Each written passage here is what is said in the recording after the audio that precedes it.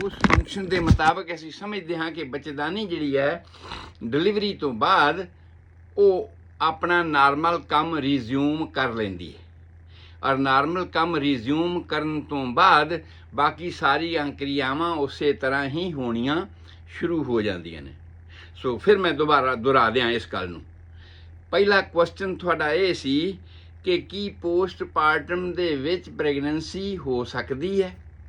Postpartum period छिले का period प्रोपेरियल period जिन्हों असीं कहने हाँ वो 6 तो 8 हफ्तियां का हुंदा है। याद रखण वालियां गल्लां ने रूटीन दे विच किसे नूं अगर वध हुंदा है तां जे इह घट समां लगदा है तां उन्हां दे पिछे जो भी कहानी होए उस नूं वाच करन दी लोड़ है भी की कारण ऐसे हो गए, क्योंकि उन्हां दे अगे शरीर दे उपर बहुत सारे बैड इफैक्ट्स हुंदे ने और उन्हां बैड इफैक्ट्स नूं दूर करन वास्ते ये जरूरी है कि असीं इस गल का ख्याल रखीए कि साडा प्रोपेरियल पीरीयड जिहड़ा है वो 6 to 8 वीक दे विच कंप्लीट हो जाए। वो जिहड़ा औरत नूं थोड़ा बहुत ब्लड वगैरह आ रहा सी, बाकी रेजिडुअल फ्लूड जिहड़ा सी उहदे मांसपेशियां दे विच वो मांसपेशियां दा फ्लूड भी जिहड़ा एक्स्ट्रा रिलीज़ हो गया और इस प्रोसैस नूं असीं की किया इनवोल्यूशन। उस इनवोल्यूशन दे विच एवोल्यूशन नहीं इनवोल्यूशन कि उसने नार्मल आना है। उस नार्मल हालात दे विच असीं ये कह सकते हाँ कि बच्चेदानी अपनी नार्मल पोजीशन दे विच आ जाती है। और बच्चेदानी अगर नार्मल पोजीशन च आ जाती है तो फिर असीं कंपेयर करते हाँ कि की वो पोजीशन जिहड़ी उहदी नली पैरस पोजीशन सी जदों कि एक बच्ची माँ नहीं बनी, जदों कि एक औरत माँ नहीं बनी, हजे वो कोई अबॉर्शन या कोई इस तरह की प्रैगनेंसी वो एक वेरा भी नहीं हो रही जिन्हों असीं नली पैरस यूट्रस कहने हाँ।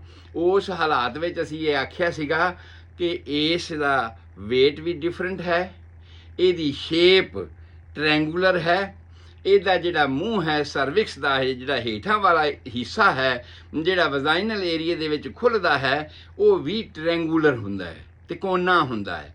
पर जदों कोई हिस्टरी अबार्शन दी हो जाती है, जदों कोई प्रैगनेंसी एक बार हो के डिलीवरी हो जाती है उस वेले ये सारियां क्रियावां बदल जांदियां हन, बच्चेदानी दी शेप बदल जाती है। सो किस तरह कि पहला वो ट्रैंगुलर सी हुण वो ग्लोबुलर हो गई, पहला ट्रैंगुलर सी हुण गोल हो गई। इस तरह ही मांसपेशियां दे विच कुछ ना कुछ रेजिडुअल रह जाता है जिस करके असीं कहने हाँ कि उहदा वेट पहले नालों वध गया। उस तो बाद इहदियां मांसपेशियां दी लचक तुसीं एक बार किसी थां तो ट्यूब फुल जाए तो ये ठीक है असीं उहनूं सारा कुछ नॉर्मल करने की कोशिश करते हैं, पर नहीं फिर भी उहदे विच कुछ ना कुछ ऐसियां गल्लां रिलैक्सेशन मांसपेशियां दे विच रह जाती है। उस तो बाद बच्चेदानी दे मूँह की गल असां कीती कि बच्चेदानी का जिहड़ा मूँह है वो आम तौर पर ट्रैंगुलर हुंदा है, नली पैरस यूट्रस का जिस यूट्रस दे विच एक वेरा भी प्रैगनेंसी डिलीवरी या अबार्शन नहीं होया वो ट्रैंगुलर हुंदा है। और हुण जदों कि डिलीवरी हो चुकी है या अबार्शन हो चुका है उस हालात दे विच ये गोल हो जाता है, ट्रैंगुलर नहीं रहिंदा। इस तरह ही ये कंडीशन जिहड़ी है बच्चेदानी दी जे असीं उहदी फंक्शनल गल करदे हां ते फंक्शनल ठीक है, फंक्शनल वो अपनी पोजीशन दे विच आ जाती है। पर जे असीं स्ट्रक्चरल गल करदे हां ते स्ट्रक्चर दे तौर ते बच्चेदानी अपनी उस नार्मल पोजीशन दे विच नहीं आउंदी। दूसरा क्वेश्चन मैं तुहाडे नाल अज साझा कीता कि इस करके दोबारा प्रैगनेंसी नहीं हुंदी क्योंकि जिहड़ा हारमोन सन जिहड़े मैंसिस लिआउंदे सी जिहड़े ओवरी दे विच ओवम नूं फर्टिलाइज होने वास्ते तैयार करते सी, ऊसाइट पैदा करते सी, एक पनीरी पैदा होंदी सी, उहदे विचों एक ओवम निकल के बाहर आउंदा सी जिहदी पूरी व्याख्या मैं मास्क धर्म दे विच तुहाडे नाल सांझी कर चुकिया हाँ ऑलरेडी। और वो सारी क्रिया फॉलीकुलर स्टिमुलेटिंग हारमोन के तौर पर होनी चाहिए सी या उहदा ओवुलेशन LH हारमोन के तौर पर होना चाहिए सी या ਜਦੋਂ ਓਵਰੀ ਦੇ ਵਿੱਚੋਂ ਓਵਮ ਨਿਕਲਿਆ ਤੇ ਉਹਦੀ ਬਾਅਦ ਦੇ ਜਿਹੜਾ ਕਾਰਪਸ ਲੂਟੀਅਮ ਬਾਕੀ ਬਚ ਗਿਆ ਪੋਰਸ਼ਨ ਸੀ, ਉਸ ਨੂੰ ਅਸੀਂ ਕਾਰਪਸ ਲੂਟੀਅਮ ਕਿਹਾ ਸੀਗਾ। ਉਸ ਦੀ ਅੰਦਰ ਦੀ ਰਿਪੇਅਰ ਕਰਨਾ ਵੀ ਇਹਨਾਂ ਹਾਰਮੋਨਸ ਦਾ ਕੰਮ ਸੀ। ਸੋ ਇਸ ਕਰਕੇ ਇਹ ਕੰਡੀਸ਼ਨ ਜਿਹੜੀ ਹੈ ਉਹ ਉਸ ਵੇਲੇ ਨਹੀਂ ਹੋ ਸਕਦੀ, ਕਿਉਂਕਿ ਉਸ ਵੇਲੇ ਇਹੀ ਹਾਰਮੋਨ ਜਿਹੜੇ ਨੇ ਇਹ ਦੁੱਧ ਬਣਾਉਣ ਦੀ ਕਿਰਿਆ ਵਿੱਚ ਲੱਗੇ ਹੋਏ ਨੇ। ਉਸ ਬੱਚੇ ਦਾ ਜਿਹੜਾ ਨਵ ਜੀਵਨ ਆਇਆ ਹੈ ਉਹਦਾ ਫੂਡ ਤਿਆਰ ਕਰਨ ਵਾਸਤੇ ਇਹ ਹਾਰਮੋਨਸ ਜਿਹੜੇ ਨੇ ਲੂਟੀਨਾਈਜ਼ਿੰਗ ਹਾਰਮੋਨ ਤੋਂ ਲੈਕਟੋਜੈਨਿਕ ਹਾਰਮੋਨ ਬਣ ਗਿਆ ਤੇ ਉਹ ਇਸ ਨੇ ਉਹ ਕਿਰਿਆ ਜਿਹੜੀ ਹੈ ਕਰਨੀ ਸ਼ੁਰੂ ਕਰ ਦਿੱਤੀ। ਬ੍ਰੈਸਟ ਦੇ ਵਿੱਚ ਇਹਦੀ ਡਿਵੈਲਪਮੈਂਟ ਹੋਣੀ ਸ਼ੁਰੂ ਹੋ ਜਾਂਦੀ ਹੈ। ਸੋ ਇਹ ਤੁਹਾਡਾ ਦੂਸਰਾ ਕੁਐਸਚਨ ਸੀ। ਪਹਿਲਾ ਕੁਐਸਚਨ ਪ੍ਰੈਗਨੈਂਸੀ ਵਾਲਾ ਹੱਲ ਹੋ ਗਿਆ ਵੀ ਹੋ ਸਕਦੀ ਕਿ ਨਹੀਂ, ਹੋ ਸਕਦੀ ਹੈ ਉਹਨਾਂ ਹਾਲਾਤਾਂ ਦੇ ਵਿੱਚ ਜਿਨ੍ਹਾਂ ਹਾਲਾਤਾਂ ਦੇ ਵਿੱਚ ਇਹ ਸਾਰੀ ਕਿਰਿਆ ਫਿਰ ਦੁਬਾਰਾ ਨਾਰਮਲ ਹੋ ਜਾਵੇ, ਕਿਉਂਕਿ ਬ੍ਰੈਸਟ ਦਾ ਦੁੱਧ ਬਣਨਾ ਅਸੀਂ ਬੰਦ ਕਰ ਦਿੱਤਾ, ਨਹੀਂ ਆਉਂਦੀ ਲੋੜ, ਤੇ ਫਿਰ ਦੁਬਾਰਾ ਉਸ ਮੁਤਾਬਕ ਪ੍ਰੈਗਨੈਂਸੀ ਹੋ ਜਾਂਦੀ ਹੈ। ਕਈ ਵਾਰ ਐਸਾ ਵੇਖਿਆ ਗਿਆ ਹੈ ਕਿ ਆਮ ਤੌਰ 'ਤੇ ਅਸੀਂ ਸਮਝਦੇ ਹਾਂ ਕਿ ਇੱਕ ਪ੍ਰੈਗਨੈਂਸੀ ਦਾ ਪੀਰੀਅਡ ਹੈ 280 ਦਿਨ। ਦੂਜੇ ਲਫ਼ਜ਼ਾਂ 'ਚ ਅਸੀਂ ਕਹਿ ਸਕਦੇ ਹਾਂ 10 ਲੂਨਰ ਮੰਥ, ਚੰਦਰਮਾ ਦੇ ਨਾਲ 14 ਦਿਨ ਦੀ ਪੁੰਨਿਆ, 14 ਦਿਨਾਂ ਬਾਅਦ ਮੱਸਿਆ, ਭਾਵ 28 ਦਿਨ। ਲੂਨਰ ਸਾਈਕਲ 28 ਦਿਨ ਦਾ ਹੈ। ਔਰ ਆਮ ਤੌਰ 'ਤੇ ਮਾਸਿਕ ਧਰਮ ਵੀ ਇੱਕ ਬੀਬੀ ਨੂੰ 28 ਦਿਨਾਂ ਬਾਅਦ ਨਾਰਮਲ ਆਉਣੇ ਚਾਹੀਦੇ ਹਨ। ਪਰ ਸਾਡੇ ਰਹਿਣ ਸਹਿਣ ਦੇ, ਸਾਡੇ ਖਾਣ ਪੀਣ ਦੇ, ਸਾਡੇ ਹੋਰ ਬਾਕੀ ਮਾਨਸਿਕ ਤਣਾਅ ਹਾਲਾਤਾਂ ਦੇ ਕਰਕੇ ਬਹੁਤ ਸਾਰੀਆਂ ਤਬਦੀਲੀਆਂ ਜੈਨੇਟਿਕ ਕਰੈਕਟਰ ਕਰਕੇ ਵੀ ਆ ਜਾਂਦੀਆਂ ਨੇ, ਜਿਸ ਕਰਕੇ ਅਸਾਂ ਮੈਡੀਕਲ ਦੇ ਤੌਰ 'ਤੇ ਇਹ ਬਣਾਇਆ ਹੈ ਕਿ 22 ਤੋਂ ਲੈ ਕੇ 35 ਤੱਕ ਅਗਰ ਕਿਸੇ ਬੀਬੀ ਨੂੰ ਰੈਗੂਲਰ ਮੈਂਸਸ ਆਉਂਦੇ ਨੇ, ਰੈਗੂਲਰ ਮੀਨਸ ਉਨੇ ਹੀ ਸਮੇਂ ਬਾਅਦ, ਜੇ ਰੈਗੂਲਰ ਮੈਂਸਸ ਆਉਂਦੇ ਨੇ ਤੇ ਉਹਨੂੰ ਅਸੀਂ ਨਾਰਮਲ ਗਿਣ ਲੈਂਦੇ ਹਾਂ। ਕਾਰਨ ਕੀ ਹੁੰਦਾ ਆ? ਕਾਰਨ ਇਹ ਹੁੰਦਾ ਹੈ ਕਿ ਸਾਨੂੰ ਇਹ ਪਤਾ ਆ ਕਿ ਓਵੂਲੇਸ਼ਨ ਤੋਂ 14 ਦਿਨ ਬਾਅਦ ਮੈਂਸਸ ਆਉਣੇ ਹੀ ਨੇ, ਤੇ ਓਵੂਲੇਸ਼ਨ ਅਗਲੇ ਆਉਣ ਵਾਲੇ ਮੈਂਸਸ ਤੋਂ 14 ਦਿਨ ਪਹਿਲਾਂ ਹੁੰਦਾ ਹੀ ਹੈ, ਤਾਂ ਕਿ ਅਸੀਂ ਹੋਣ ਵਾਲੀ ਪ੍ਰੈਗਨੈਂਸੀ ਦਾ ਜਾਂ ਨਵ ਜੋੜੇ ਨੂੰ ਅਸੀਂ ਗਾਈਡ ਕਰਨ ਦਾ ਸਾਰਾ ਸਮਾਂ ਨਿਸ਼ਚਿਤ ਕਰ ਸਕੀਏ ਕਿ ਕਿਸ ਦਿਨ ਤੁਹਾਡੇ ਸਬੰਧਾਂ ਤੋਂ ਬਾਅਦ ਪ੍ਰੈਗਨੈਂਸੀ ਹੋਣ ਦੀ ਜ਼ਿਆਦਾ ਸੰਭਾਵਨਾ ਹੈ। ਤੋ ਇਸ ਕਰਕੇ ਅਸੀਂ ਇਸ ਪੀਰੀਅਡ ਨੂੰ 22 ਤੋਂ 35 ਤੱਕ ਅਗਰ ਉਹ ਰੈਗੂਲਰ ਹਨ ਤੇ ਅਸੀਂ ਉਹਨਾਂ ਨੂੰ ਨਾਰਮਲ ਸਮਝ ਲੈਂਦੇ ਹਾਂ। ਵੈਸੇ ਇਹ ਸਾਰੇ ਦਾ ਸਾਰਾ ਚੱਕਰ ਹਾਰਮੋਨਸ ਦਾ ਹੈ। ਥਾਇਰਾਇਡ ਹਾਰਮੋਨ ਇਹਦੇ ਵਾਸਤੇ ਬਹੁਤ ਵੱਡਾ ਜਿਹੜਾ ਰੋਲ ਪਲੇ ਕਰਦਾ ਹੈ। ਤੋ ਕਹਿਣ ਤੋਂ ਭਾਵ ਇਹ ਵੀ ਇਹ ਜਿੰਨੇ ਵੀ ਹਾਰਮੋਨਸ, ਕਿਉਂਕਿ ਟਾਈਮ ਟੂ ਟਾਈਮ ਇਹ ਸਾਰੇ ਆਉਂਦੇ ਜਾਣੇ ਆ, ਮੈਂ ਸਾਰਿਆਂ ਨੂੰ ਡਿਸਕ੍ਰਾਈਬ ਕਰਦੇ ਜਾਣਾ ਕਿਹਦਾ ਕੀ ਰੋਲ ਹੈ, ਕਿਹਦਾ ਕੀ ਰੋਲ ਹੈ। ਮੈਂਸਸ ਦੇ ਵਿੱਚ ਮੈਂ ਥਾਇਰਾਇਡ ਹਾਰਮੋਨ ਦੀ ਆਲਰੇਡੀ ਗੱਲ ਕਰ ਚੁੱਕਿਆ ਹਾਂ। ਇੱਥੇ ਸਾਡਾ ਤੁਹਾਡਾ ਜਿਹੜਾ ਸਵਾਲ ਸੀ ਉਹ ਕੇਵਲ ਇਸ ਗੱਲ ਨਾਲ ਸੰਬੰਧਿਤ ਸੀ ਵੀ ਕੀ ਪ੍ਰੈਗਨੈਂਸੀ ਮੰਨ ਲਿਆ ਜਾਏ ਬੱਚੇ ਦੀ ਡੈਥ ਹੋ ਗਈ ਹੈ ਤੇ ਮਾਪੇ ਚਾਹੁੰਦੇ ਨੇ ਕਿ ਫਟਾਫਟ ਉਸੇ ਵੇਲੇ ਫਿਰ ਪ੍ਰੈਗਨੈਂਸੀ ਹੋ ਜਾਵੇ ਤੇ ਸਾਡਾ ਗਿਆ ਹੋਇਆ ਜੀ ਵਾਪਸ ਆ ਜਾਵੇ। ਕੀ ਐਸਾ ਹੋ ਸਕਦਾ ਹੈ? ਯੈਸ, ਐਸਾ ਹੋ ਸਕਦਾ ਹੈ। 11 ਮਹੀਨੇ ਬਾਅਦ, 280 ਦਿਨ ਤਾਂ 10 ਲੂਨਰ ਮੰਥ ਹੋਏ, 11 ਮਹੀਨੇ ਬਾਅਦ ਆਮ ਨੋਟ ਕੀਤਾ ਗਿਆ ਹੈ ਕਿ ਬਹੁਤ ਸਾਰੀਆਂ ਬੀਬੀਆਂ ਪ੍ਰੈਗਨੈਂਟ ਹੋ ਜਾਂਦੀਆਂ ਨੇ ਤੇ ਬੱਚੇ ਨੂੰ ਜਨਮ ਦਿੰਦੀਆਂ। ਸੋ ਮੇਰੇ ਕਹਿਣ ਤੋਂ ਭਾਵ ਇਹ ਆ ਵੀ ਐਸਾ ਸੰਭਵ ਹੈ ਜੇ ਅਸੀਂ ਲੈਕਟੋਜੈਨਿਕ ਹਾਰਮੋਨ LH ਹਾਰਮੋਨ ਦਾ ਵੇਗ ਬਦਲ ਸਕੇ। ਦੁੱਧ ਬਣਨਾ ਬੰਦ ਹੋ ਗਿਆ, ਬ੍ਰੈਸਟ ਦੀ ਕਾਰਵਾਈ ਵਾਲੇ ਪਾਸੇ ਉਹਦੀ ਕਾਰਵਾਈ ਬੰਦ ਹੋ ਗਈ ਔਰ ਇਹਨਾਂ ਨੇ ਓਵੂਲੇਸ਼ਨ ਸਟਾਰਟ ਕਰ ਦਿੱਤਾ। ਇਹਨਾਂ ਨੇ ਬੱਚੇਦਾਨੀ ਦੇ ਵਿੱਚ ਜਿਹੜਾ ਅੰਦਰ ਵਾਲਾ ਇੰਡੋਮੈਟਰੀਅਲ ਲੇਅਰ ਸੀਗਾ ਉਸ ਨੂੰ ਡਿਵੈਲਪ ਕਰਨਾ ਸ਼ੁਰੂ ਕਰ ਦਿੱਤਾ। ਤੋ ਐਸਾ ਸੰਭਵ ਹੋ ਸਕਦਾ ਹੈਗਾ। ਸੋ ਪੁਰਪੇਰੀਅਲ ਪੀਰੀਅਡ ਅਸੀਂ ਕਹਿੰਦੇ ਹਾਂ ਕਿ 6 ਤੋਂ 8 ਦਿਨ ਦਾ, ਜਿਹਨੂੰ ਸਾਡੇ ਪੰਜਾਬੀ 'ਚ ਕਹਿੰਦੇ ਕਿ ਛਿਲੇ ਦਾ ਪੀਰੀਅਡ ਜਿਹੜਾ ਹੈ ਉਹ ਹੁੰਦਾ ਹੈ। ਸੋ ਬੱਚੇ ਦੀ ਟੇਕ ਕੇਅਰ ਕਰਦਿਆਂ ਹੋਇਆਂ ਅਸੀਂ ਆਮ ਤੌਰ 'ਤੇ ਵੇਖਦੇ ਹਾਂ ਕਿ ਪਹਿਲੇ ਇਹ ਗੱਲ ਕੱਲ੍ਹ ਵੀ ਮੈਂ ਕਹੀ ਸੀ, ਦੁਬਾਰਾ ਦੁਹਰਾ ਰਿਹਾ ਕਿਉਂਕਿ ਬਹੁਤ ਜ਼ਰੂਰੀ ਹੈ ਜਾਣਨਾ ਕਿ 2 ਘੰਟਿਆਂ ਦੇ ਅੰਦਰ ਅੰਦਰ ਸਾਰੇ ਨਿਕਾਸ ਰਾਹ ਫਿਰ ਦੁਬਾਰਾ ਰਿਵਾਈਜ਼ ਚੈੱਕ ਕਰਨ ਦੀ ਲੋੜ ਹੈ ਕਿ ਕੀ ਸਾਹ ਰਾਹ ਪੂਰੀ ਤਰ੍ਹਾਂ ਠੀਕ ਕੰਮ ਕਰਦੇ ਹਨ, ਕੀ ਨਿਕਾਸ ਰਾਹ ਪੂਰੀ ਤਰ੍ਹਾਂ ਠੀਕ ਕੰਮ ਕਰਦੇ ਹਨ। ਨਿਕਾਸ ਰਾਹਾਂ ਦੇ ਵਿੱਚ ਕੀ ਹੈ? ਮੇਨ ਤੌਰ 'ਤੇ ਟੱਟੀ ਵਾਲਾ ਰਸਤਾ, ਮੇਨ ਤੌਰ 'ਤੇ ਕੀ ਹੈ? ਪਿਸ਼ਾਬ ਦਾ ਰਸਤਾ।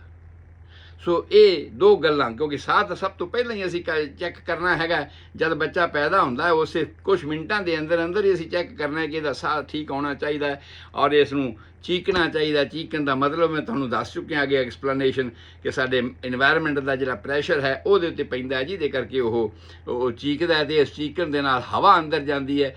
ਇੰਸਪੀਰੇਸ਼ਨ ਹੁੰਦਾ ਹੈ, ਉਸਨੂੰ ਇੰਸਪੀਰੇਸ਼ਨ ਅਸੀਂ ਕਹਿੰਦੇ ਹਾਂ। ਤਾਂ ਇੰਸਪੀਰੇਸ਼ਨ ਹੋਣ ਦੇ ਨਾਲ ਫੇਫੜੇ ਖੁੱਲ੍ਹ ਜਾਂਦੇ ਆ ਔਰ ਫਿਰ ਅੱਗੇ ਇੱਕ ਨਵਾਂ ਕ੍ਰੀਏਸ਼ਨ, ਨਵਾਂ ਸਿਸਟਮ ਅੰਦਰ ਜਿਹੜਾ ਸਟਾਰਟ ਹੋ ਜਾਂਦਾ ਹੈ। ਇਹਦੀ ਡਿਟੇਲ ਮੈਂ ਸਾਰੀ ਤੁਹਾਡੇ ਨਾਲ ਅੱਗੇ ਸਾਂਝੀ ਕਰ ਚੁੱਕਿਆ ਹਾਂ। ਔਰ ਉਸ ਤੋਂ ਬਾਅਦ ਕਿ ਕੀ ਮੇਰਾ ਬੱਚਾ ਨਾਰਮਲ ਡਿਵੈਲਪ ਹੋ ਰਿਹਾ ਹੈ, ਇਹ ਆਮ ਤੌਰ 'ਤੇ ਸਵਾਲ ਪੁੱਛਿਆ ਜਾਂਦਾ ਹੈ। ਸੋ ਉਹਦੇ ਵਿੱਚ ਇਹ ਆ ਕਿ ਅਸੀਂ ਇਹ ਸਮਝਦੇ ਹਾਂ ਕਿ 7 ਤੋਂ 8 ਪਾਉਂਡ ਦਾ ਬੱਚਾ ਨਾਰਮਲ ਹੁੰਦਾ ਹੈ। 7 ਤੋਂ 8 ਪਾਉਂਡ ਦਾ ਬੱਚਾ ਨਾਰਮਲ ਹੁੰਦਾ ਹੈ। ਪਰ ਜੇ 7 ਤੋਂ 8 ਪਾਉਂਡ ਦਾ ਬੱਚਾ ਨਹੀਂ ਹੈ, 5 ਪਾਉਂਡ ਤੋਂ ਵੀ ਘੱਟ ਹੈ, ਤੇ ਉਸ ਨੂੰ ਅਸੀਂ ਕਹਿੰਦੇ ਹਾਂ ਅੰਡਰ ਡਿਵੈਲਪਡ ਚਾਈਲਡ। ਉਹ ਪੂਰੀ ਤਰ੍ਹਾਂ ਵਿਕਸਿਤ ਨਹੀਂ ਹੋਇਆ। ਸਰੀਰ ਵਿੱਚ ਕਮੀਆਂ, ਐਨੋਮਲੀਜ਼ ਦੀ ਆਪਾਂ ਗਿਣਤੀ ਕਰ ਚੁੱਕੇ ਹਾਂ, ਪਰ ਉਸ ਗਿਣਤੀ ਤੋਂ ਇਲਾਵਾ ਵੀ ਹੋਰ ਬਹੁਤ ਸਾਰੀਆਂ ਕਮੀਆਂ ਪੇਸ਼ੀਆਂ ਸਿਸਟਮ ਦੇ ਵਿੱਚ ਰਹਿ ਸਕਦੀਆਂ ਨੇ, ਪੂਰੀ ਤਰ੍ਹਾਂ ਬਾਡੀ ਡਿਵੈਲਪ ਨਾ ਹੋਈ ਹੋਵੇ। ਪਰ ਜੇ ਬਾਡੀ ਪੂਰੀ ਤਰ੍ਹਾਂ ਡਿਵੈਲਪ ਹੋਈ ਵੀ ਹੋਵੇ ਤੇ ਉਹਦਾ ਵੇਟ ਹਰ ਸਿਸਟਮ ਦੇ ਵਿੱਚ ਜਿੰਨਾ ਚਾਹੀਦਾ ਸੀ ਉਹ ਨਹੀਂ ਹੋਇਆ। ਇਸ ਕਰਕੇ 5 ਪਾਉਂਡ ਵੇਟ ਵਾਲੇ ਬੱਚੇ ਨੂੰ ਅਸੀਂ ਅੰਡਰ ਵੇਟ ਗਿਣਦੇ ਹਾਂ, 7 ਤੋਂ 8 ਪਾਉਂਡ ਵਾਲੇ ਨੂੰ ਨਾਰਮਲ ਗਿਣਦੇ ਹਾਂ। ਅਗਰ 8 ਤੋਂ ਬਾਅਦ 13 ਪਾਉਂਡ ਹੋ ਗਿਆ ਤੇ ਜਿਹੜੇ 13 ਪਾਉਂਡ ਤੋਂ ਉੱਤੇ ਬੱਚੇ ਹਨ ਉਹਨੂੰ ਮੈਕਰੋਸੋਮੀਆ ਕਹਿੰਦੇ ਹਾਂ ਅਸੀਂ। ਔਰ ਮੈਕਰੋਸੋਮੀਆ ਦੀ ਕੰਡੀਸ਼ਨ ਮੈਂ ਤੁਹਾਨੂੰ ਦੱਸੀ ਸੀ ਕਿ ਬਹੁਤਾ ਜ਼ਿਆਦਾ ਮੈਟਾਬੋਲਿਜ਼ਮ ਦੇ ਨਾਲ ਸੰਬੰਧਿਤ ਹੈ, ਤੇ ਮੈਟਾਬੋਲਿਜ਼ਮ ਸੰਬੰਧਿਤ ਹੈ ਥਾਇਰਾਇਡ ਹਾਰਮੋਨ ਦੇ ਨਾਲ।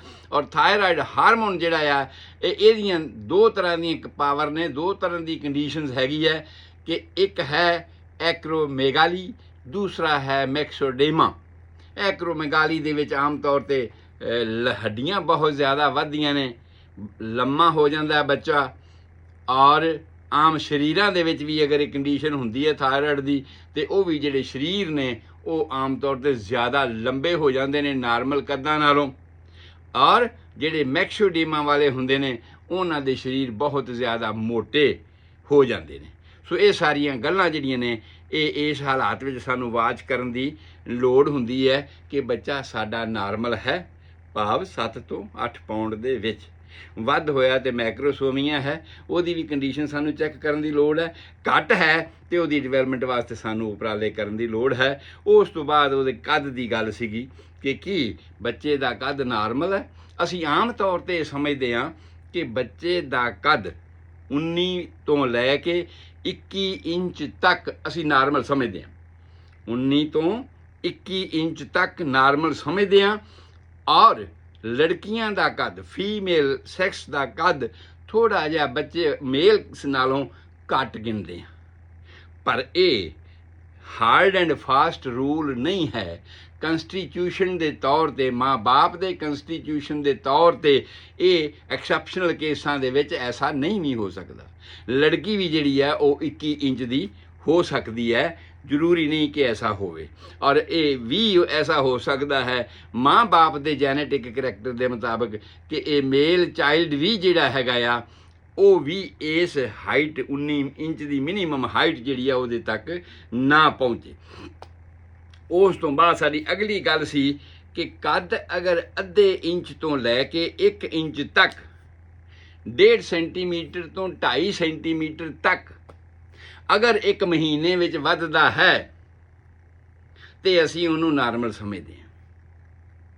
ਅਸੀਂ ਇਸ ਕੱਦ ਨੂੰ ਅਸੀਂ ਨਾਰਮਲ ਡਿਵੈਲਪਮੈਂਟ ਸਮਝਦੇ ਹਾਂ ਕਿ ਬੱਚੇ ਦੀ ਨਾਰਮਲ ਡਿਵੈਲਪਮੈਂਟ ਹੋ ਰਹੀ ਹੈ। ਜੇ ਇਸ ਤੋਂ ਘੱਟ ਹੈ ਤੇ ਉਹ ਫਿਰ ਘੱਟ ਹੈ, ਜੇ ਇਸ ਤੋਂ ਵੱਧ ਹੈ ਤੇ ਫਿਰ ਉਹਦੇ ਵਿੱਚ ਫਿਰ ਉਹੀ ਫੈਕਟਰ ਜਿਹੜੇ ਆ ਗਏ ਉਹਨਾਂ ਨੂੰ ਸਾਨੂੰ ਵੇਖਣ ਦੀ ਲੋੜ ਹੈਗੀ ਹੈ।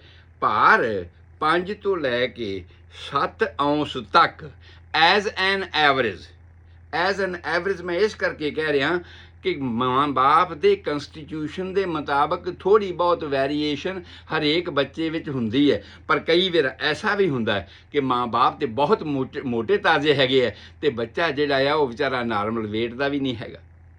ਸੋ ਉਸ ਜਿਹੜੀਆਂ ਸਾਰੀਆਂ ਪੈਥੋਲੋਜੀਕਲ ਕੰਡੀਸ਼ਨਾਂ ਹਨ ਸਾਡੀਆਂ, ਜਿਹਦੇ ਪਿੱਛੇ ਕੋਈ ਨਾ ਕੋਈ ਕਮੀ ਪੇਸ਼ੀ ਸਾਡੀ ਹੈਗੀ ਹੈ, ਜਿਹਨੂੰ ਸਾਨੂੰ ਲੱਭਣ ਦੀ ਲੋੜ ਹੈ। ਡਾਕਟਰਾਂ ਨੇ ਵੇਖਣਾ ਵੀ ਇਹਦੇ ਪਿੱਛੇ ਐਸਾ ਕੀ ਕਾਰਨ ਹੋ ਗਿਆ ਕਿ ਮਾਂ-ਬਾਪ ਪੂਰੀ ਸਿਹਤ ਵਾਲੇ ਨੇ ਪਰ ਇਸ ਬੱਚੇ ਦੀ ਜਿਹੜੀ ਸਿਹਤ ਆ ਉਹ ਨਾਰਮਲ ਨਹੀਂ ਹੈਗੀ। ਸੋ ਉਸ ਮੁਤਾਬਕ ਅਸੀਂ ਇਹ ਸਮਝਦੇ ਹਾਂ ਕਿ ਇਹ ਬੱਚੇ ਦਾ ਵਧਣਾ ਭਾਰ ਮੁਤਾਬਕ, ਬੱਚੇ ਦਾ 5 ਮਹੀਨਿਆਂ ਦੇ ਵਿੱਚ ਜੰਮਣ ਤੋਂ ਲੈ ਕੇ ਅਗਰ ਭਾਰ ਡਬਲ ਹੋ ਜਾਂਦਾ ਹੈ ਐਜ਼ ਐਨ ਐਕਸਪੈਰੀਮੈਂਟ, ਮੰਨ ਲਿਆ ਜਾਏ ਕਿ ਬੱਚਾ 8 ਪਾਉਂਡ ਦਾ ਪੈਦਾ ਹੋਇਆ ਅਤੇ 5 ਮਹੀਨਿਆਂ ਦੇ ਵਿੱਚ ਉਹ 16 ਪਾਉਂਡ ਦਾ ਹੋ ਗਿਆ, ਤਾਂ ਤੁਸੀਂ ਸਮਝੋ ਨਾਰਮਲ ਆ। ਉਹਦੀ ਡਿਵੈਲਪਮੈਂਟ ਜਾਂ ਉਹਦੇ ਅੰਦਰ ਦੇ ਜਿਹੜੇ ਸਿਸਟਮ ਨੇ ਉਹ ਨਾਰਮਲ ਜਿਹੜੇ ਨੇ ਕੰਮ ਕਰ ਰਹੇ ਨੇ। ਭਾਵ ਕੀ ਹੋਇਆ ਕਿ 5 ਮਹੀਨਿਆਂ ਦੇ ਵਿੱਚ ਉਹਦੀ ਜਿਹੜੀ ਵੀ ਡਿਵੈਲਪਮੈਂਟ ਹੈ ਉਹ ਸਾਰੀ ਡਬਲ ਹੋ ਜਾਣੀ ਚਾਹੀਦੀ ਹੈ। ਜੇ ਉਹ ਡਬਲ ਹੈ ਤਾਂ ਫਿਰ ਅਸੀਂ ਕਹਿੰਦੇ ਹਾਂ ਕਿ ਬੱਚਾ ਸਾਡਾ ਨਾਰਮਲ ਡਿਵੈਲਪ ਕਰ ਰਿਹਾ ਹੈਗਾ। ਇਸੇ ਤਰ੍ਹਾਂ ਹੀ ਅਸੀਂ ਵੇਖਿਆ ਕਿ ਮਾਂ ਦੇ ਏਰੀਓਲਾ ਦੇ ਵਿੱਚ, ਬ੍ਰੈਸਟ ਦੀ ਨਿੱਪਲ ਦੇ 4 ਚੁਫੇਰੇ ਜਿਹੜਾ ਕਾਲਾ ਘੇਰਾ ਆ ਉਹਨੂੰ ਅਸੀਂ ਏਰੀਓਲਾ ਕਹਿੰਦੇ ਹਾਂ। ਪ੍ਰੈਗਨੈਂਸੀ ਦੇ ਦੌਰਾਨ ਇਹਦੇ ਉੱਪਰ ਛੋਟੀਆਂ ਛੋਟੀਆਂ ਫਿੰਸੀਆਂ ਆ ਗਈਆਂ ਸੀ, ਜਿਨ੍ਹਾਂ ਨੂੰ ਅਸੀਂ ਮੌਂਟਗੋਮਰੀਜ਼ ਗਲੈਂਡ ਕਿਹਾ ਸੀਗਾ। ਔਰ ਉਸ ਮੌਂਟਗੋਮਰੀਜ਼ ਗਲੈਂਡ ਨੂੰ ਹੱਲ ਹੋਣ ਵਾਸਤੇ ਡਿਲੀਵਰੀ ਤੋਂ ਬਾਅਦ ਹਫਤਾ 10 ਦਿਨ ਲੱਗ ਜਾਂਦੇ ਹੈ ਔਰ ਉਹ ਰਿਲੀਜ਼ ਹੋ ਜਾਂਦੇ ਨੇ। ਔਰ ਇਸੇ ਤਰ੍ਹਾਂ ਹੀ ਜਿਹੜਾ ਬੱਚੇ ਦਾ ਪਹਿਲਾ ਦੁੱਧ ਜਿਹੜਾ ਮਾਂ ਦਾ ਨਿਕਲਦਾ ਹੈਗਾ ਉਹਨੂੰ ਅਸੀਂ ਕਲੋਸਟਰਮ ਕਹਿੰਦੇ ਹਾਂ। ਔਰ ਜਿਹੜੀ ਪਹਿਲੀ ਟੱਟੀ ਬੱਚਾ ਕਰਦਾ ਹੈ ਮੈਕੋਨੀਅਮ ਕਹਿੰਦੇ ਹਾਂ ਉਹਨੂੰ ਅਸੀਂ, ਠੀਕ। ਆਮ ਤੌਰ 'ਤੇ ਪੀਲੇ ਜਾਂ ਹਰੇ ਰੰਗ ਦੀ ਹੁੰਦੀ, ਜੇ ਬਾਇਲ ਉਹਦੇ ਵਿੱਚ ਜ਼ਿਆਦਾ ਹੈ ਇਹਦੇ ਉੱਪਰ ਡਿਪੈਂਡ ਕਰਦਾ ਹੈ ਉਹਦਾ ਕਲਰ। ਬਾਇਲ ਵੱਧ ਆ ਗਿਆ ਅਤੇ ਉਹ ਪੀਲੇ ਰੰਗ ਦਾ ਹੈਗਾ, ਬਾਇਲ ਫਰੀ ਉਸੇ ਤਰ੍ਹਾਂ ਹੀ ਨਿਕਲ ਕੇ ਟੱਟੀ ਵਾਲੇ ਰਸਤੇ 'ਚ ਆ ਗਿਆ ਉਹ ਗ੍ਰੀਨ ਰੰਗ ਦਾ ਹੋ ਸਕਦਾ ਹੈ। ਸੋ ਇਹ ਸਾਰੀਆਂ ਗੱਲਾਂ ਜਿਹੜੀਆਂ ਨੇ ਇਹ ਸਾਨੂੰ ਉਸ ਵੇਲੇ ਵਾਚ ਕਰਨ ਦੀ ਲੋੜ ਪੈਂਦੀ ਹੈ। ਇੱਕ ਕੁਐਸਚਨ ਹੋਰ ਆਇਆ ਸੀ ਤੁਹਾਡਾ, ਮੈਨੂੰ ਯਾਦ ਆ ਗਿਆ, ਕੋਈ ਸੱਜਣ ਪੁੱਛ ਰਹੇ ਸੀ ਵੀ ਛੋਟਾ ਜਿਹਾ ਬੱਚਾ ਆ ਅਤੇ ਤੁਸੀਂ ਉਹਦਾ ਨਾੜੂ ਕੱਟਦੇ ਹੋ, ਉਸ ਵੇਲੇ ਬੱਚੇ ਨੂੰ ਤਕਲੀਫ ਨਹੀਂ ਹੁੰਦੀ? ਬਹੁਤ ਇੰਪੋਰਟੈਂਟ ਕੁਐਸਚਨ ਹੈ, ਕਿਉਂਕਿ ਅਸੀਂ ਨਵ ਜੰਮੇ ਬੱਚੇ ਨੂੰ ਤਾਂ ਮਾੜੀ ਜੀ ਤੱਤੀ ਹਵਾ ਵੀ ਨਹੀਂ ਲੱਗਣ ਦਿੰਦੇ ਅਤੇ ਅਸੀਂ ਤਾਂ ਕੈਂਚੀ ਲਾ ਕੇ ਉਹਦਾ ਨਾੜੂ ਕੱਟਣਾ ਹੈਗਾ। ਸਵਾਲ ਠੀਕ ਆ, ਪਰ ਮੈਂ ਇਹ ਦੱਸਣਾ ਚਾਹੁੰਦਾ ਹਾਂ ਕਿ ਸਾਰੇ ਸਰੀਰ ਦੇ ਸਿਸਟਮ ਵਿੱਚ ਜਿਵੇਂ ਜਿਵੇਂ ਬਣਤਰ ਬਣਦੀ ਹੈ ਉਵੇਂ ਉਵੇਂ ਨਰਵਸ ਸਿਸਟਮ ਦੀ ਡਿਵੈਲਪਮੈਂਟ ਹੁੰਦੀ ਹੈ। ਔਰ ਨਰਵਸ ਸਿਸਟਮ ਦੀ ਡਿਵੈਲਪਮੈਂਟ ਇਸ ਤਰ੍ਹਾਂ ਹੈ ਕਿ ਉਹਦੇ ਵਿੱਚ 2 ਤਰ੍ਹਾਂ ਦੇ ਫਾਈਬਰ ਹੁੰਦੇ ਨੇ। ਵਾਰ-ਵਾਰ ਆਪਾਂ ਇਹ ਗੱਲ ਦੁਹਰਾ ਚੁੱਕੇ ਹਾਂ ਪਹਿਲਾਂ ਵੀ, ਮੈਂ ਰਿਪੀਟ ਕਰ ਰਿਹਾ ਇਸ ਸਵਾਲ ਦੇ ਜਵਾਬ ਦੇ ਵਿੱਚ ਕਿ ਜਿਹੜੇ 2 ਤਰ੍ਹਾਂ ਦੇ ਫਾਈਬਰ ਹੁੰਦੇ ਨੇ, ਇੱਕ ਲੋਕੋਮੋਟਰੀ ਫਾਈਬਰਸ ਹੁੰਦੇ ਨੇ, ਇੱਕ ਸੈਂਸਰੀ ਫਾਈਬਰਸ ਹੁੰਦੇ ਨੇ। ਲੋਕੋਮੋਟਰੀ ਫਾਈਬਰ ਉਹ ਨੇ ਜਿਹਦੇ ਨਾਲ ਸਾਡੇ ਕੋਲੋਂ ਬ੍ਰੇਨ ਤੋਂ ਆਇਆ ਹੋਇਆ ਹੁਕਮ ਉਸ ਅੰਗ ਨੇ ਪੂਰਾ ਕਰਨਾ ਹੈਗਾ। ਸੈਂਸਰੀ ਫਾਈਬਰ ਉਹ ਨੇ ਜਿਨ੍ਹਾਂ ਨੇ ਉਸ ਅੰਗ ਦੇ ਵਿੱਚ ਜਿਹੜੀ ਵੀ ਕੋਈ ਆ ਗਈ ਖਰਾਬੀ ਹੈਗੀ ਹੈ ਉਸ ਖਰਾਬੀ ਨੂੰ ਬ੍ਰੇਨ ਤੱਕ ਪਹੁੰਚਾਉਣਾ ਹੈ ਕਿ ਉੱਥੇ ਇਸ ਤਰ੍ਹਾਂ ਦੀ ਖਰਾਬੀ ਆ ਗਈ ਹੈਗੀ। ਔਰ ਬਹੁਤ ਸਾਰੇ ਐਸੇ ਅੰਗ ਹਨ, ਜਿਵੇਂ ਮੈਂ ਗੱਲ ਕਰਦਿਆਂ ਇੱਕ ਅੱਗੇ ਵੀ ਦੱਸਿਆ ਸੀ, ਮੈਂ ਇੱਥੇ ਫਿਰ ਰਿਪੀਟ ਕਰਦਿਆਂ, ਗੱਲ ਅਸੀਂ ਨਾੜੂ ਦੀ ਕਰ ਰਹੇ ਹਾਂ। ਇਹ ਯਾਦ ਰੱਖਣਾ ਕਿ ਟੱਟੀ ਵਾਲੇ ਰਸਤੇ ਦੇ ਵਿੱਚ ਵਾਰ-ਵਾਰ ਕਿਉਂ ਨਹੀਂ, ਲਗਾਤਾਰ ਕਿਉਂ ਨਹੀਂ ਟੱਟੀ ਵਗੀ ਜਾ ਰਹੀ? ਇਸ ਕਰਕੇ ਕਿ ਜਿਹੜੀ ਨਸਾਂ, ਜਿਹੜੀਆਂ ਨਰਵਜ਼ ਸਾਡੀ ਇੰਟੈਸਟਾਈਨ ਨੂੰ ਸਪਲਾਈ ਕਰਦੀਆਂ ਨੇ, ਦੋਵੇਂ ਤਰ੍ਹਾਂ ਦੇ ਫਾਈਬਰ, ਸੈਂਸਰੀ ਫਾਈਬਰ ਵੀ ਔਰ ਲੋਕੋਮੋਟਰੀ ਫਾਈਬਰ ਵੀ, ਉੱਥੋਂ ਦੀ ਇਨਫੋਰਮੇਸ਼ਨ ਪਹੁੰਚਾਉਣ ਵਾਲੀ ਵੀ ਔਰ ਉੱਥੋਂ ਦਾ ਜਿਹੜਾ ਹਾਲਾਤ ਹੈ, ਫੰਕਸ਼ਨ ਹੈ, ਉਸ ਨੂੰ ਕੰਟਰੋਲ ਕਰਨ ਵਾਸਤੇ ਵੀ। ਸੋ ਲਾਸਟ ਪੋਰਸ਼ਨ ਜਿਹੜਾ ਹੈ ਸਾਡਾ ਟੱਟੀ ਵਾਲਾ ਰਸਤਾ ਹੋ ਗਈ ਐਨਸ, ਤੇ ਐਨਸ ਦੇ ਉੱਪਰ ਵਾਲੇ ਪਾਸੇ ਵਾਲਾ ਹਿੱਸਾ ਹੋ ਗਿਆ ਰੈਕਟਮ, ਔਰ ਰੈਕਟਮ ਦੇ ਉੱਪਰ ਵਾਲੇ ਪਾਸੇ ਹਿੱਸਾ ਹੋ ਗਿਆ ਸੈਗਮੋਇਡ ਕੋਲਨ, ਜਿਹੜਾ ਸਾਡੇ ਚੂਲੇ ਤੋਂ ਖੱਬੇ ਪਾਸੇ ਚੂਲੇ ਦੇ ਵਿੱਚੋਂ ਮੋੜ ਪੈ ਜਾਂਦਾ ਹੈ, ਡਾਈਵਰਸ਼ਨ ਹੋ ਜਾਂਦਾ, ਜਿਵੇਂ ਰੋਡ ਕਈ ਵਾਰ ਮੋੜ ਦਿੰਦੇ ਨੇ, ਕਹਿੰਦੇ ਡਾਈਵਰਸ਼ਨ ਪੈ ਗਿਆ। ਸੋ ਉਸ ਡਾਈਵਰਸ਼ਨ ਦੇ ਤੌਰ 'ਤੇ ਉਹ ਸੈਗਮੋਇਡ ਕੋਲਨ ਹੈਗਾ ਆ। ਜਿਹੜੀਆਂ ਨਸਾਂ ਸਾਡੇ ਇਸ ਲੋਅਰ ਪੋਰਸ਼ਨ ਇੰਟੈਸਟਾਈਨ ਨੂੰ ਕੰਟਰੋਲ ਕਰਦੀਆਂ ਨੇ, ਜਿਹੜੀਆਂ ਸੈਕਰਲ ਪਲੈਕਸਸ ਦੇ ਵਿੱਚੋਂ ਨਿਕਲਦੀਆਂ ਨੇ। ਸੈਕਰਲ ਪਲੈਕਸਸ ਮੈਂ ਦੱਸਿਆ ਸੀ ਕਿ ਸਾਡੀ ਹਿਪ ਬੋਨ ਦੇ ਬੈਕ ਸਾਈਡ ਤੇ ਆਉਂਦਾ। ਜਦੋਂ ਨਰਵਸ ਸਿਸਟਮ ਦੀ ਗੱਲ ਆਏਗੀ ਤੇ ਮੈਂ ਤੁਹਾਨੂੰ ਇੱਕ ਇੱਕ ਨਰਵ ਦੀ ਗੱਲ ਦੱਸਾਂਗਾ ਕਿ ਕਿਹੜੀ ਕਿਹੜੀ ਨਰਵ ਕਿੱਥੇ ਕਿੱਥੇ ਕੰਟਰੋਲ ਕਰਦੀ ਹੈ, ਜੇ ਕਿਹੜੇ ਅੰਗ 'ਚ ਕਿੱਥੇ ਨੁਕਸ ਪੈ ਗਿਆ ਤਾਂ ਉਹਦਾ ਮਤਲਬ ਕੀ ਹੈ, ਬੈਕ ਸਾਈਡ ਦੇ ਉਹਦੇ ਜੰਕਸ਼ਨਸ, ਉਹਦੇ ਟਰਾਂਸਮੀਟਰ ਦੇ ਵਿੱਚ ਕਿੱਥੇ ਫਰਕ ਪਿਆ ਹੋਏਗਾ। ਇਹ ਸਾਰੀਆਂ ਗੱਲਾਂ ਮੈਂ ਤੁਹਾਨੂੰ ਟਾਈਮ ਟੂ ਟਾਈਮ ਦੱਸਦਾ ਜਾਵਾਂਗਾ। ਅੱਜ ਦਾ ਕੁਐਸਚਨ ਹੱਲ ਕਰਨ ਵਾਸਤੇ ਮੈਂ ਕਹਿ ਰਿਹਾ ਕਿ ਤੁਸੀਂ ਵੇਖਿਆ ਹੋਣਾ, ਇੱਕ ਐਗਜ਼ਾਮਪਲ ਦਿਆਂ ਮੈਂ, ਟ੍ਰੇਨਾਂ ਹੁੰਦੀਆਂ ਨੇ ਨਾ, ਕਈ ਟ੍ਰੇਨਾਂ ਤੇ ਲੋਕਲ ਹੁੰਦੀਆਂ ਨੇ ਜਿਹੜੀਆਂ ਹਰੇਕ ਸਟੇਸ਼ਨ ਤੇ ਖਲੋ ਕੇ ਜਾਂਦੀਆਂ, ਔਰ ਕਈ ਟ੍ਰੇਨਾਂ ਐਸੀਆਂ ਹੁੰਦੀਆਂ ਨੇ ਕਿ ਕਿਸੇ ਛੋਟੇ ਸਟੇਸ਼ਨ ਤੇ ਨਹੀਂ ਖਲੋਂਦੀਆਂ, ਐਕਸਪ੍ਰੈਸ ਟ੍ਰੇਨਸ ਹੁੰਦੀਆਂ ਨੇ, ਔਰ ਉਹ ਨਾ ਉੱਥੋਂ ਸਵਾਰੀ ਚੁੱਕਦੀਆਂ ਤੇ ਨਾ ਉੱਥੇ ਸਵਾਰੀ ਉਤਾਰਦੀਆਂ। ਸਾਡੇ ਰੈਕਟਮ ਦੇ ਇਸ ਪੋਰਸ਼ਨ ਦੇ ਵਿੱਚ ਜਿਹੜੀਆਂ ਨਸਾਂ ਸੈਂਸਰੀ ਨਰਵਸ ਹਨ ਉਹ ਰੈਕਟਮ ਦੇ ਵਿੱਚ ਕੰਮ ਨਹੀਂ ਕਰਦੀਆਂ, ਲੰਘ ਰਹੀਆਂ ਨੇ ਉੱਥੋਂ, ਕੰਮ ਨਹੀਂ ਕਰਦੀਆਂ। ਔਰ ਹੇਠਾਂ ਵਾਲੇ ਪਾਸੇ ਜਿੱਥੇ ਰੈਕਟਮ ਤੇ ਐਨਸ ਦਾ ਜੰਕਸ਼ਨ ਹੈ, ਰੈਕਟਮ ਤੇ ਐਨਸ ਦਾ ਜੰਕਸ਼ਨ ਹੈ, ਉਸ ਰੈਕਟਮ 24 ਸੈਂਟੀਮੀਟਰ ਦੀ ਲੰਬੀ ਹੁੰਦੀ ਹੈ, ਅੱਗੇ ਐਨਸ ਦਾ 13-14 ਇੰਚ ਦਾ ਪੋਰਸ਼ਨ ਹੁੰਦਾ ਆ, ਸੈਂਟੀਮੀਟਰ ਦਾ ਪੋਰਸ਼ਨ ਹੁੰਦਾ ਆ। ਇਹਨਾਂ ਦੋਹਾਂ ਦਾ ਇੱਕ ਜੰਕਸ਼ਨ ਹੈ ਔਰ ਉਸ ਥਾਂ ਤੇ ਇੱਕ ਮਸਲ ਲੱਗਿਆ ਹੁੰਦਾ, ਰੈਕਟਸ ਮਸਲ ਅਸੀਂ ਉਹਨੂੰ ਕਹਿੰਦੇ ਹਾਂ, ਜਿਹੜਾ ਕਿ ਰੈਕਟਸ ਮਸਲ ਸਾਡੇ ਇੰਦਰੀ ਨੂੰ ਵੀ ਕੰਟਰੋਲ ਕਰਦਾ, ਸਾਡੇ ਟੱਟੀ ਵਾਲੇ ਰਸਤੇ ਨੂੰ ਵੀ ਕੰਟਰੋਲ ਕਰਦਾ ਆ। ਔਰਤਾਂ ਦੇ ਵਿੱਚ ਵੀ ਉਹ ਮਸਲ ਹੁੰਦਾ, ਉਹ 8 ਦੀ ਸ਼ਕਲ ਦਾ ਬਣਿਆ ਹੁੰਦਾ, ਜਿਵੇਂ ਆਠਾ ਬਣਿਆ ਹੋਵੇ, ਇਸ ਟਾਈਪ ਦੀ ਸ਼ਕਲ ਦਾ ਰੈਕਟਸ ਮਸਲ ਹੈ ਉਹ। ਸੋ ਉਸ ਲੈਵਲ ਤੱਕ ਜਾ ਕੇ ਇਹ ਸੈਂਸਰੀ ਨਰਵਸ ਵੀ ਕੰਮ ਕਰਨ ਸ਼ੁਰੂ ਕਰ ਦਿੰਦੀਆਂ ਨੇ। ਉਹਨਾਂ ਦੀ ਇੱਕ ਸਟਰੈਂਥ ਹੈ ਕਿ ਜਿੰਨਾ ਜਦੋਂ ਮਲ ਇੰਨਾ ਤਿਆਗ ਹੋ ਗਿਆ, ਇੰਨਾ ਮਲ ਆ ਗਿਆ ਰੈਕਟਮ ਦੇ ਵਿੱਚ, ਇੰਨਾ ਭਾਰ ਪੈ ਗਿਆ, ਜਿਵੇਂ ਪਿੱਲਰ ਬਣਾਉਣੇ ਆ ਤੇ ਕਹਿੰਦੇ ਆ ਇਹਦੇ ਤੇ 2 ਮੰਜ਼ਲੀ ਬਿਲਡਿੰਗ ਬਣ ਸਕਦੀ ਹੈ, ਇਹਦੇ ਤੇ 3 ਮੰਜ਼ਲੀ ਬਿਲਡਿੰਗ ਬਣ ਸਕਦੀ ਹੈ। ਇੰਜੀਨੀਅਰ ਵਗੈਰਾ ਦੱਸਦੇ ਆ ਵੀ ਭਾਈ ਇੰਨੀਆਂ ਬਿਲਡਿੰਗਾਂ ਇਹਦੇ ਤੇ ਬਣ ਸਕਦੀਆਂ ਨੇ ਔਰ ਉਹ ਸੇਫ ਹੈ, ਇਹਨਾਂ ਪ੍ਰੈਸ਼ਰ ਇਹ ਲੈ ਸਕੂਗੀ। ਇਸੇ ਤਰ੍ਹਾਂ ਹੀ ਰੈਕਟਮ ਤੇ ਐਨਸ, ਯਾਦ ਰੱਖਣਾ, ਰੈਕਟਮ ਤੇ ਐਨਸ ਦੇ ਜੰਕਸ਼ਨ ਉੱਪਰ ਇਹ ਸੈਂਸਰੀ ਤੇ ਲੋਕੋਮੋਟਿਵ ਨਰਵਸ ਜਿਹੜੀਆਂ ਨੇ ਦੋਵੇਂ ਹੀ ਫੰਕਸ਼ਨ ਕਰਦੀਆਂ ਨੇ, ਪਰ ਉੱਪਰ ਵਾਲਾ ਪਾਸਾ ਜਿਹੜਾ ਰੈਕਟਮ ਦਾ ਹੈ, ਜਿਹੜਾ ਸਟੋਰ ਹਾਊਸ ਹੈ ਮਲ ਦਾ, ਉੱਪਰੋਂ ਮਲ ਤੇ ਲਗਾਤਾਰ ਆਈ ਜਾ ਰਿਹਾ ਹੈ, ਰੈਕਟਮ ਦੇ ਵਿੱਚ ਸਟੋਰ ਹੋਈ ਜਾ ਰਿਹਾ ਹੈ, ਔਰ ਉਸ ਥਾਂ ਤੇ ਇਹ ਸੈਂਸਰੀ ਨਰਵਸ ਜਿਹੜੀਆਂ ਨੇ ਇਹ ਕੰਮ ਨਹੀਂ ਕਰਦੀਆਂ।